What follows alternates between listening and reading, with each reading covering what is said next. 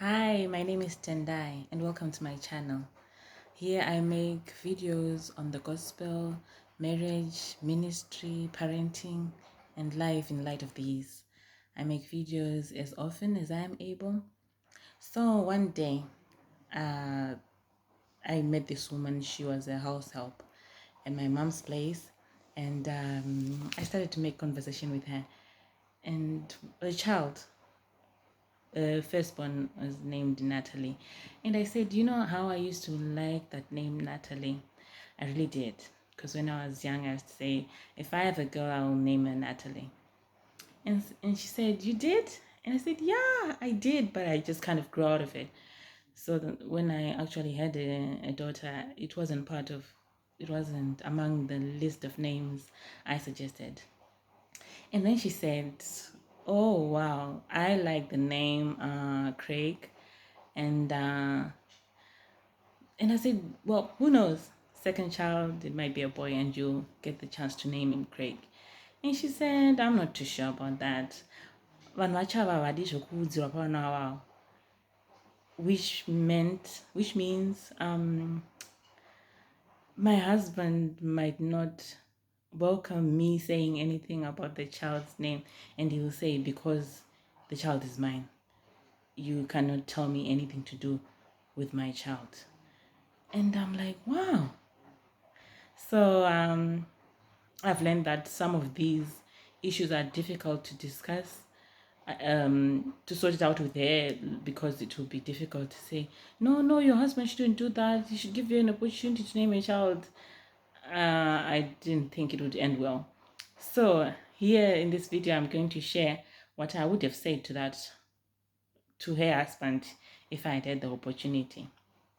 First of all, I would have said to him, generally, in most African settings, especially there, I know in their setting, the child takes the father's name, so as a surname, and that ought to be a consolation for him to know that at least the child will have my name, my last name, and not my wife's name.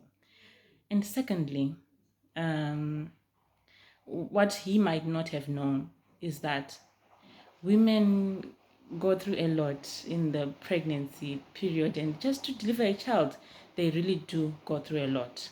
It is that wife of his who went through pregnancy complications, who couldn't maintain the normal diet she had before pregnancy. It is that his wife who had birth complications, most probably. Well, it shouldn't be like that, but it is apparently the case for most women. It is that women who have gone through birth complications. It is that same woman who would have probably going through the strain of nursing a newborn and the hypertension induced by those sleepless nights. Is that woman who has a limited wardrobe because of weight gain postpartum. It is that woman who had cracked nipples. It is that wife uh, who had all these challenges, the stretch marks, all of that. The list is endless, actually. And I feel that probably it wouldn't cost too much. Well, probably it would be something worth considering for that husband to give the wife an opportunity to name a child. And last, but probably not there are probably more things to consider. But the third thing is women actually go high and low, go to great extents in trying to find a suitable family planning method, a suitable contraceptive. A lot of women can actually have side effects with most of, if not all of the contraceptive methods. They just have to have them, because if it were not for the sexual relationship, these women wouldn't need contraception, but they take contraception to be able to maintain the sexual relationship Of course, they do benefit from the sexual relationship, but they do have to go an extra mile from trying to get a family planning method. They might have side effects, but the women, in order to maintain the sexual relationship, because the other option is to opt for the calendar method, which is more restrictive to the sexual relationship. So they'll just manage the side effects, they manage the hypertension, they manage the altered mood, they managed the menses which are affected, the irregular menses. They manage the weight gain from the contraceptive method. They just manage it and just go with the flow, just to maintain the sexual relationship. And well, this husband, if I were talking to him, he would have had the choice whether to take this into consideration, or to just leave it and say, well, I'm not convinced enough. But from my point of view, I think it's something worth considering, that men out there can actually consider.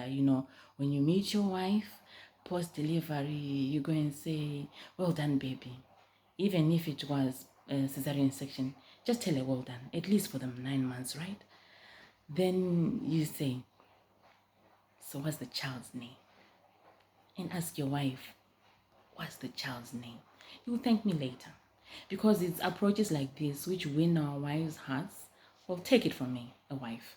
It is approaches like this which show that you honor the wife. You appreciate all that she has gone through, and it's nothing too much to ask for her, for you to give her the honor of naming a child.